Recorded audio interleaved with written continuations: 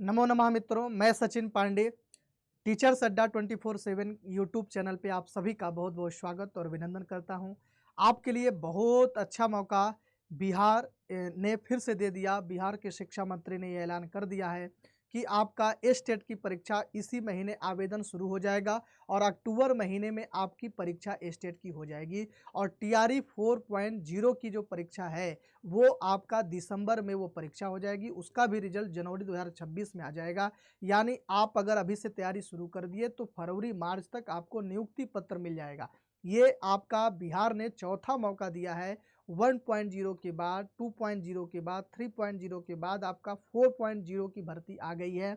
तो आप लोग बिना देरी किए इस तैयारी में जुड़ जाएं। इस वीडियो में हम लोग संस्कृत विषय में आपका स्टेट या टीआरई 4.0 का सिलेबस क्या है संस्कृत विषय का, इसकी चर्चा करेंगे। और साथ में आप लोगों को मैं एलिजिबिलिटी भी बताने वाला हूँ, सिलेबस भी बताने वाला हूँ और एग्ज़ाम पैटर्न भी, सारी चीज़ें की चर्चा हम लोग करेंगे। डिमोशाइल है या नहीं है, ये सारी चीज़ें नए पैटर्न के आधार पर इस वीडियो में सारी बातों की चर्चा करेंगे। तो इस वीडियो में आप अंतिम तक जुड़े रहेंगे। इस वीडियो को शेयर और लाइक ज़रूर कर देंगे। आइए बात करते हैं सबसे पहले हम योग्यता पे।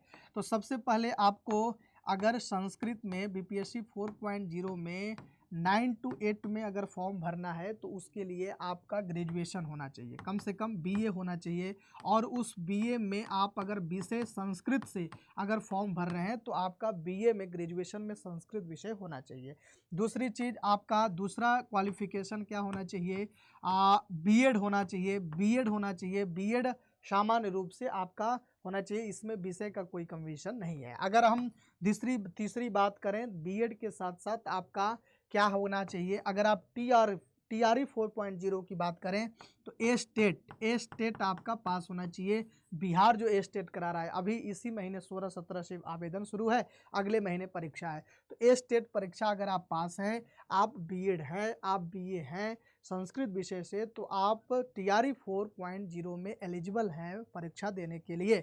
बड़ा अच्छा मौका है। इसके बाद अगर हम बात करें, ए स्टेट की परीक्षा पास होनी चाहिए। इसके बाद अगर हम बात करें तो आपका परीक्षा पैटर्न क्या होगा? तो परीक्षा पैटर्न में आपका संस्कृत विषय की अगर हम बात करें तो संस्कृत विषय में कुल 100 प्रश्न पूछे जाएंगे और ये 100 प्रश्न 100 अंक के होंगे। तो ये ध्यान दीजिएगा, मैं केवल और केवल संस्कृत विषय की बात कर रहा हूँ। संस्कृत से 100 प्रश्न होंगे इसमें, और इसमें 100 अंक के साथ साथ संस्कृत विषय में आपको कुछ गद्यांश पद्यांश भी बीच में देखने को मिलेगा। तो केवल संस्कृत की मैं बात कर रहा हूं। अगर 50 प्रश्न वो अन्य विषय के आएंगे तो उसको अलग से देखिएगा आप। इस वीडियो में हम केवल संस्कृत की बात करेंगे। अब ये 100 प्रश्न कहाँ से पूछे जाएंगे तो आप सिलेबस जान लीजिए। और डिमोशाइल की अगर हम बात करें तो डिमोशाइल जो इससे पहले था, जो नियम, वही इस बार भी है। बिल्कुल परेशान होने की ज़रूरत नहीं है। अगर आप अन्य राज्य के हैं तो बिल्कुल निसंकोच आप फॉर्म भरिए। थोड़ा सीट कम मिलेगा लेकिन आप एलिजिबल हैं और आप फॉर्म भर सकते हैं। अन्य राज्य डिमोशाइल नाम मात्र है, बहुत कम है, अगर है भी तो बहुत कम है। ठीक है, तो आइए इसके बाद हम बात करते हैं सिलेबस की। तो सिलेबस की अगर हम बात करें इसमें तो आप लोग, सब्जेक्ट क्या है? सिलेबस उच्च माध्यमिक सेकेंड लेवल, पेपर फर्स्ट और पेपर सेकेंड होता है। जो पेपर फर्स्ट होता है ना वो 11 और 12 के लिए होता है और पेपर सेकेंड 9 से 10 के लिए होता है। हम इस वीडियो में 9 से 10 की बात कर रहे हैं, टीजीटी की बात कर रहे हैं। तो इसमें 100 मार्क्स होते हैं। संस्कृत विषय है, 100 मार्क्स हैं। उसमें सवाल आपसे व्याकरण से सबसे पहले पूछा जाएगा। तो व्याकरण में आपका लघु सिद्धांत कौमुदी वरदराजाचार्य के द्वारा रचित है, जिसमें आपको संज्ञा प्रकरण और संधि प्रकरण से सवाल पूछा जाएगा। तो संज्ञा और संधि से, संज्ञा में भी बहुत सारी संज्ञाएं हैं। संस्कृत व्याकरण में तो 200 से अधिक संज्ञाएं हैं। तो 200 संज्ञाओं को नहीं पढ़ना है, उसमें से छांट करके वही संज्ञाएं पढ़ना है जिस संज्ञा से सवाल आपके परीक्षा में पूछे जाते हैं। मुश्किल से 20 से 22 संज्ञा अगर आप तैयार कर लिए तो आपकी परीक्षा में इन्हीं संज्ञाओं से सवाल पूछे जाएंगे। जैसे संहिता हो गया, संहिता संज्ञा, टी संज्ञा, उपधा संज्ञा, संयोग संज्ञा। ये अगर महत्वपूर्ण जो संज्ञाएं बार बार परीक्षा में बनते हैं उन संज्ञाओं को आप याद कर लेंगे। संज्ञा सूत्र और उदाहरण बड़ा आसान है, इसको तैयार कर लेंगे। संधि में आपको अच संधि भी पढ़ना है, हल संधि भी पढ़ना है और विसर्ग संधि भी पढ़ना है। किसी शब्द को देकर आपसे संधि और विच्छेद पूछा जाता है कि इस शब्द में कौन सी संधि है और कौन सा विच्छेद है। दूसरा सवाल इसमें उसमें अगर गुण संधि है तो गुण संधि करने वाला सूत्र कौन है, ये भी सवाल आपके परीक्षा में बनता है। इसके बाद यूनिट 2 की बात करें तो उपजीव्य काव्यों का सामान्य परिचय, जैसे रामायण और महाभारत और पुराण। रामायण का सामान्य परिचय, रामायण में कितने कांड है, रामायण में कितने श्लोक है, रामायण की रचयिता कौन है, उन सातों कांडों का कहानी कथा क्या है, सातों कांडों का सही क्रम नाम क्या है, ये आपको सामान्य परिचय। महाभारत में कितने पर्व हैं और उन पर्वों का नाम क्या है, किस क्रम में उस पर्व का नाम है, कितने श्लोक हैं, महाभारत के रचयिता कौन है, ये सारी चीजें। पुराणों की संख्या कितनी होती है, अगर वो 18 पुराण है तो उन 18 पुराणों का नाम क्या है, उप पुराण कितने होते हैं, पुराण का सामान्य अध्ययन आपको करना है। इसके बाद हम बात करें तो संस्कृत साहित्य का इतिहास में महाकाव्य, नाटक, गद्य, कथा साहित्य, गीत काव्य और काव्य शास्त्र का भी कुछ प्रमुख महाकाव्य, नाटक, काव्य साहित्य ये सब पढ़ने हैं। तो इसमें आपको पद्य साहित्य में मेघदूतम पढ़ना है। मेघदूतम कालिदास की रचना है। मेघदूत 2 भाग में है, पूर्व मेघ और उत्तर मेघ, जिसमें आपको पूर्व मेघ केवल पढ़ने हैं। उसके बाद रघुवंश, रघुवंश महाकाव्य में 19 सर्ग हैं और ये महाकवि कालिदास की रचना है। तो रघुवंश महाकाव्य का केवल द्वितीय सर्ग पढ़ना है, कालिदास की रचना है। उसके बाद किरातार्जुनीयम का पहला सर्ग पढ़ने हैं, भारवी की रचना है। ये साहित्य के जितने ग्रंथ हैं, इन सभी ग्रंथों की प्रमुख सूक्तियाँ आपको जरूर याद रखना है और पूरी कहानी कि किस सर्ग में कौन सी कहानी है, पात्रों का परिचय, ये सारी चीज़ें आपको अच्छे से पढ़ना चाहिए। व्याकरण में आपको वैयाकरण सिद्धांत कौमुदी भट्टोजी दीक्षित में कारक प्रकरण और वाच्य परिवर्तन, ये 2 टॉपिक आपको वैयाकरण सिद्धांत कौमुदी से पढ़ना है। यानी कारक प्रकरण आपको लघु सिद्धांत कौमुदी नहीं, सिद्धांत कौमुदी से पढ़ना है। कारक में भी आपको विभक्ति पढ़ना है, कारकों की संख्या कितनी है और उन कारक को करने वाले सूत्र कौन हैं, और साथ में विभक्तियां कितनी हैं, 7 विभक्तियां, तो उन विभक्तियों का प्रयोग किन अर्थों में होता है या द्वितीय विभक्ति का प्रयोग किन किन अर्थों में होता है, ये आपको विस्तृत रूप से व्याकरण सिद्धांत कौमुदी से पढ़ना है। वाच्य परिवर्तन, कर्तृवाच्य, कर्मवाच्य, भाववाच्य, कर्तृवाच्य से कर्मवाच्य कैसे बनाया जाता है, इसके बारे में पढ़ना है। इसके बाद गद्य साहित्य की बात करें तो गद्य साहित्य में कादंबरी, कादंबरी बहुत प्रसिद्ध ग्रंथ है, बाणभट्ट की रचना है। कादंबरी का एक छोटा सा अंश है शुकनासोपदेश। तो शुकनासोपदेश आपको बाणभट्ट के द्वारा विरचित आपको शुकनासोपदेश पढ़ना है। इसके बाद अगर हम गद्य साहित्य की बात करें तो गद्य साहित्य में शिवराज विजय, पंडित अंबिका दत्त व्यास के द्वारा रचित शिवराज विजय का अध्ययन करना है। नाट्य साहित्य में अभिज्ञान शाकुंतलम, और उस अभिज्ञान शाकुंतलम का खास करके चतुर्थ अंक आपको अच्छे से पता होना चाहिए। चतुर्थ अंक में 22 श्लोक हैं, मात्र उन 22 श्लोक आपके परीक्षा के लिए उपयोगी है। चतुर्थ अंक में जितनी पंक्तियां हैं वो सब महत्वपूर्ण है। कौन सी पंक्ति प्रियंवदा के द्वारा है, कौन अनुसुईया की है, कण्व की कौन सी पंक्ति है, तो ये सवाल आपको अच्छे से, मतलब चतुर्थ अंक तो एक एक पंक्ति आपको लगनी चाहिए, तो अच्छे से आपको पढ़ना है। ये सवाल आपसे परीक्षा में पूछा जाएगा। नाट्य साहित्य में स्वप्नवासव दत्तम भास की रचना है, तो स्वप्नवासव दत्तम आपको पढ़ना है। इसके बाद अगर हम बात करें यूनिट 10 की, तो इसमें ऋग्वेद संहिता पाठ्यांश में कुछ संहिताएं जैसे अग्नि सूक्त, सवित्री सूक्त, विष्णु सूक्त, इंद्र सूक्त, उषस सूक्त, सूर्य सूक्त, इन सूक्तों के प्रमुख मंत्र कौन कौन से हैं। कोई मंत्र दे देगा और पूछ देगा इस मंत्र का संबंध किस सूक्त से है, तो मंत्र याद रखना है। कठोपनिषद, कठोपनिषद का केवल प्रथम अध्याय पढ़ने हैं। और इसके बाद अगर हम व्याकरण की बात करें तो शब्दरूप आपको याद करने हैं। शब्दरूप में आपसे विभक्ति और वचन पूछता है, कोई भी शब्द दे करके उसमें कौन सी विभक्ति है, कौन सा वचन है, ये सवाल आपके परीक्षा में पूछा जाता है। जिसमें आपका राम, लता, साधु, फल, नपुंसकलिंग, नदी, मति, मधु, राजन, वारी, वधु, गौ, मातृ, पितृ, युष्मद, अस्मद, तत्, किम, सर्व, अदस संख्यावाचक शब्दों का रूप, इन शब्दों के रूप आपको मैं याद करने का बहुत आसान तरीका बता दूंगा। कोई भी शब्द देख करके आप देख करके पहचान सकते हैं कि इसमें कौन सी विभक्ति और वचन है। शब्द रूप से सवाल हर बार परीक्षा में पूछे जाते हैं। धातु रूप में आपको मुख्य रूप से 3 चीज़ें आपसे पूछी जाती हैं।